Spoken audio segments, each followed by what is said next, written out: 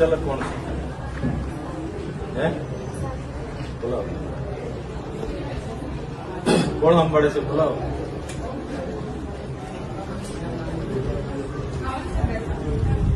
બેસવા નથી આવ્યા? આવો આગળ આવો.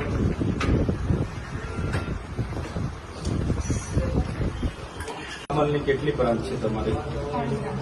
હે? 3 છે. કઈ કઈ જગ્યાએ છે? સુરત, રાજકોટ અને વ્યારા. વ્યારાથી પણ છોકરીઓ આવી છે હમણાં 4-5 દિવસ પહેલા. સુરતથી પણ બધા આવ્યા છે. તમારે રાજપીપળાના બધા વિદ્યાર્થીઓ આવ્યા છે. હું છેલ્લા 1 મહિનાથી તમારા એ પેલો ભાઈ છે ને, શું નામ છે? કિશોરી હા, અનિલ ગોહિલ, એને 2 મહિનાથી હું કેમ છું. આ છોકરાઓએ 3 વર્ષની ફી ભરી છે. પેલી બહેનોએ બી 3 વર્ષની ફી ભરી છે. ઓરિજિનલ ડોક્યુમેન્ટ તમે લીધા છે. તમે અહીંથી બેંગ્લોર પરીક્ષા આપવા માટે લઈ જાઓ છો, ત્યાં પરીક્ષામાં બી બેસવા નથી દેતા, બરાબર? ને આજે 4 વર્ષથી ડોક્યુમેન્ટ માંડે અહીંયા ધક્કા ખાય છે. નથી એ લોકોએ ફી ભરી, બધી ફી ભરી છે. 3 વર્ષની 4 વર્ષ થઈ ગયા. નથી એમને કોઈ 1 વર્ષનું સર્ટી મળ્યું, કે નથી શિષ્યવૃત્તિ મળી, કે નથી તમારું ડોક્યુમેન્ટ એમને મળ્યું. ને તમારે ત્યાંથી જે થાય ને એમને કોઈ સરકારી નોકરીમાં બી કોઈ લેતા નથી. તો શું કરવાનું? અમને કેરિયર આખું બગડી ગયું તમારા લીધે. આ તો 8-10 છોકરાઓ છે, એવા તો તમારા છે ને 200-300 છોકરાઓ મારી પાસે આવ્યા છે. આદિવાસી છોકરાઓને તમે આવી રીતના કરો છો. હે? આ એમનું હવે એમના મમ્મી પપ્પાએ મહેનત મજૂરી કરીને 1.5 લાખ રૂપિયા તમને ફી ભરી છે. તેવું કરીને 3 લાખ રૂપિયા ફી ભરી છે. એ લોકો બેંગ્લોરના બી 3-4 ધક્કા ખાય છે. બેંગ્લોરના 3-4 ધક્કા ખાઈને આવ્યા. 200-250 છોકરાઓ મારી પાસે આવ્યા. બોલો, આવા ધંધા કરવાના છે? સર, એમાંથી અને એમના ના, એમાં નહીં. એ તમારી જવાબદારી છે બેન. તમે સસ્તા લઈને બેઠા છો. આવા હારા એવોર્ડ ને ફોટા લગાડવાના. અમારા બાળકોને, અમારી બહેનોનું ભવિષ્ય તમને ખબર નથી પડતી. હે? 250 છોકરા આવ્યા મારી પાસે.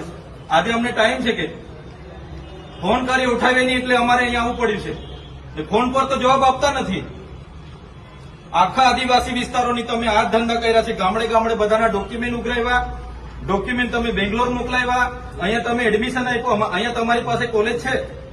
કોલેજમાં કોઈ દિવસે કોચિંગ નથી કરાવ્યું, તમે કોઈ દિવસે પ્રેક્ટિકલ નથી કરાવ્યું. 3 વર્ષે ત્યાં પરીક્ષા આપવા મોકલો છો, ત્યાં અમને કોઈ બેહવા નથી દેતું.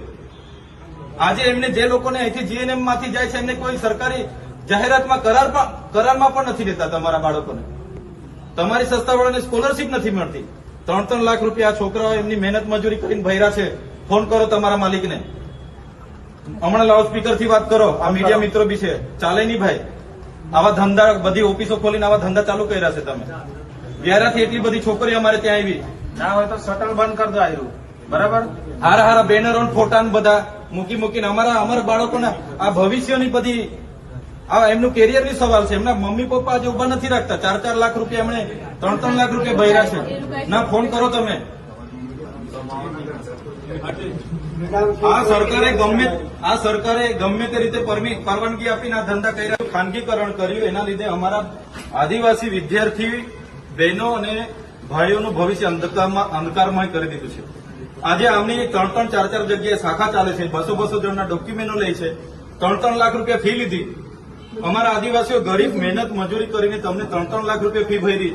3 વર્ષ પૂરા થઈ ગયા.